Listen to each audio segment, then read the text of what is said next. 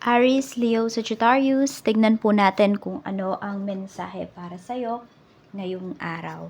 Keep in mind po na ito ay general reading lamang, so hindi lahat ay makaka-relate, so be open-minded. Sa mga hindi pa po nakasubscribe dito sa ating channel, please subscribe na po kayo and pa-like na din po ng ating video. At sa mga nais pong mag-avail ng ating private readings, ng ating Evil Eye Amulet Necklace at ng ating Tears Bracelet, makikita nyo po yung link sa description box. Nandiyan na rin po yung aking email. So, cleanse muna natin yung space, yung energy. Ayan. This is for you. Aries, Leo, Sagittarius. Okay.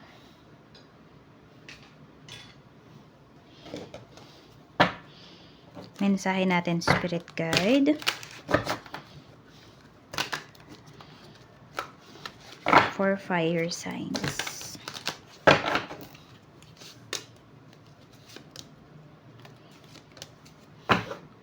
Okay, meron tayo ditong played out. Meron ba dito feeling ninyo pinaglaruan po yung inyong damdamin, yung inyong kabaitan? So, we have giving money. So, yan, hindi ka napapayag, no, na maloko ka pa ulit dito.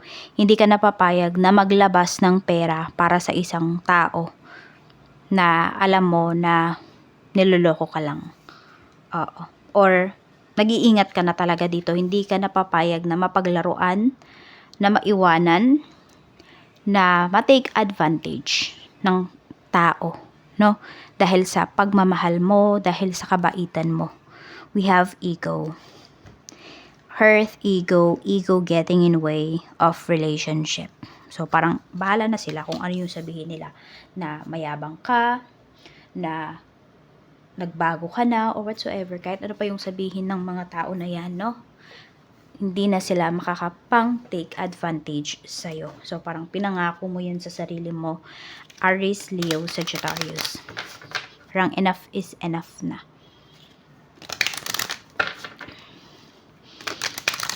Siguro naubos ka na rin dito kasi.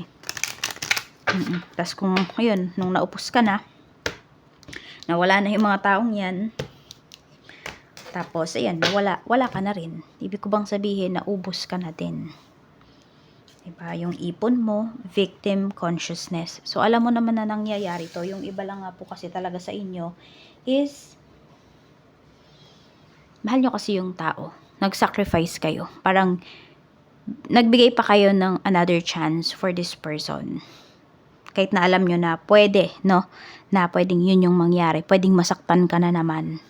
Pwedeng ikaw na naman yung umuwing luhaan dito, fire signs. Pero, ayun, siguro, wala ka na lang regret dito. Dito sa ginawa mo, dito sa naging decisions mo. Siguro more on lesson learned yung natutunan mo dito. Hole in the soul. Yan. So, dami mo po talagang natulungan. Ang dami mo ding natutunan at the same time. So, meron nga dito kayo na yung tumulong, naubos nga kayo dito, pero kayo pa rin yung nasisi. Because pwedeng may mga tinutulungan ka, fire signs, na ayaw naman talaga ng pagbabago. Gusto lang nila kung ano yung matitake advantage nila sa'yo. So, we have unleash your creativity. So, this is the time na, no, para daw mas magtuon ka ng atensyon sa iyong sarili. Sarili mo naman. Sabi nga is, ikaw naman muna. So, we have number 31, 36, and 12. Tingnan po natin ano pa yung mensahe para sa'yo ngayong araw. Spirit Guide, mensahe pa po natin ngayong araw. Tingnan natin. Okay. Ano ba yung pwedeng maganap para sa'yo today? We have Two of Wands. Ayan. Meron tayo ditong The Hermit. Tahimik lang kayo dito. Nagpaplano. Yun yung nakikita ko sa inyo. We have Three of Wands. More on pagpaplano ang pinapakita dito. May pag-travel ba kayo? Ayan. Some of you naman yung pag-travel na to kasi. Pwede ngayon nyo to naiisip pero next year nyo pa to gagawin. Pwedeng nandito lang yung tumatahimik lang kayo, nag-iipon, 'di ba? Tahimik lang kayong nag-iipon dito with this energy. Maganda po yung pinapakita. And there is someone din na parang naghihintay sa inyo. Yan, ito yung tao na to. Or may magandang opportunity ka na hinihintay. Then, pag na-offer na to sa'yo, dumating na yung opportunity na to, ready ka na talaga, you will grab this chance na, you will grab this opportunity na. Tignan natin, pagdating naman po sa trabaho, kamusta? We have 7 of Pentacles, pagdating sa work. Meron tayo ditong Knight of Wands. Ayun, wag lang kayong mainip pagdating sa trabaho. Yun lang naman po ang sinasabi dito. At saka, syempre, ayusin nyo talaga yung work ninyo. Okay, kung nagpunta kayo sa trabaho, trabaho dapat yung pinunta nyo doon. Trabaho yung gawin po ninyo.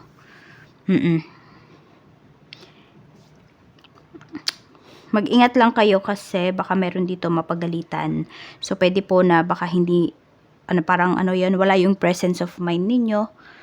Wala yung presence of mind ninyo. Hindi nyo magawa ng maayos yung trabaho ninyo ngayon. So, baka mapagalitan po kayo dito. Pwede rin kasi parang may nagmamadali sa inyo eh. Tignan natin pagdating naman po sa negosyo. Sa negosyo, we have 9 of Pentacles. Maganda yung pinapakita dito pagdating sa inyong negosyo. We have the Fool. Okay.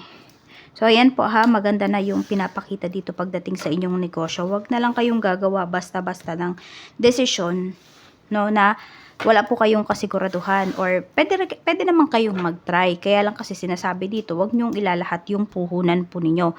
If ever man, magta-try kayo dito or mag-i-invest kayo, magbubukas kayo na rin ng another business. So, huwag nyong ilalahat yung kinikita po ninyo. Tsaka huwag kayong magmadali din. Kasi ito, pwedeng may client kayo ngayon. Sinabi niya, order po ako ng ganito or magpapareserve po ako ng ganito karaming, kunwari fruits. Kunwari lang fruits yung binibenta ninyo. So, kayo naman ni-reserve ninyo. Pero hindi pala nagbayad yung tao na yun. Umuo ka kasi na bulag ka dun sa sinasabi niya na, madami siyang o-orderin. Madami siyang ipapareserve. So, kikita ako. Pero hindi ka naman ang hingi ng down payment sa kanya. So, yung tao na to, pwedeng lokohin ka. Diba? Pwedeng bogus buyer lang yan. Pwedeng i-cancel niya yung in-order niya sa'yo. So, maging maingat po kayo sa ganyan. Sa kaperahan mo naman, we have Justice. So, fair naman po. But let's see. We have 7 of Cups. Okay. So, ano naman kayo? Fair naman kayo pagdating sa inyong kaperahan. Sabihin natin na nakakapag-ipon na po kayo, fire signs. Nabibili nyo pa yung mga gusto nyo. Diba? Siyempre, yung needs ninyo, ayan, nabibili nyo na yung needs ninyo. Tapos, nabibili nyo pa yung mga wants ninyo or may konting luho na dito. Meron din ako nakikita for some of you, ito yung nilulook forward ninyo. Diba? Pwedeng makabili ng properties or ano pa ba. Basta something na big ito. Something na malaki-laki pong pera yung kakailanganin ninyo. And for some of you, pwedeng may legal matters dito or may mga papeles kayo na pipirmahan bago mapasa inyo ito. So, pwedeng titulo yan ng lupa, pwedeng bahay, pwedeng sasakyan, yung mga ganun po. Tingnan naman natin sa love life. Kamusta ang love life, spirit guide? Okay, tingnan natin pagdating po sa love life. We have 5 Pentacles. Merong stress. Ayan merong nai-stress, may nade-depress pagdating sa love life. May hindi masaya. So, pwedeng nafe-feel nung iba sa inyo kung kayo ay may karelasyon. Okay? Feeling mo, may iba na siyang pinagtutuunan ng pansin. Diba? May iba na, may third party, yung iba po sa inyo. Yan na yung hinala ninyo, may third party na sa relationship. Hindi na po kayo makatulog. For some of you kasi, pwedeng nakikita nyo sa panaginip kung ano yung ginagawa ng person mo. Pwedeng 1 beses, 2 beses, hanggang 3 beses nyo nang napapaginipan to. Hindi pa rin kayo naniniwala. Sige, yung 1 beses, baka nag-overthink ka lang. Pero kung paulit-ulit na po ito, ayan, kahit hindi mo naman iniisip bigla na lang siyang papasok sa panaginip mo. Tas ayan kasi, nanlalamig na kasi. Okay? So, pwedeng niyakap, nihalik, ayaw na nung taong to.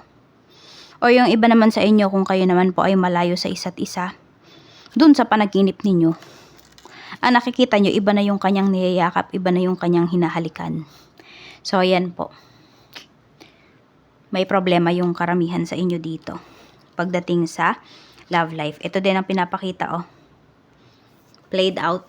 So, pwedeng ginamit lang kayo ng taong to para makaalis siya. Hindi ba? Para makuha niya yung gusto niya. Ayan po. For some of you, pinaglaruan lang kayo dito. Ginamit lang kayo. Kaya kung babalik man yung tao na to, at alam mo yun talaga yung dahilan, huwag nyo na pong tatanggapin.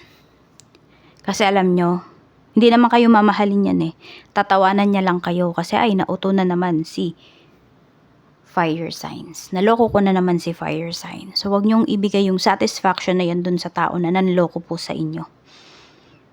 Need niyong gawin dito, kung ayaw na kayong kausapin, mag-focus kayo sa sarili niyo. Diba? Lahat nung binigay mo sa tao na to, kahit pera man yan or what, diba? You will regain it again and spend it with yourself. Paghandaan mo yung future mo. Kasi babalik din naman sa taong yan yung ginawa niya sa'yo. So, ayan, may hindi matahimik dito. So, ayan lang po. Maraming salamat. Ingat po kayo always and more blessings to come.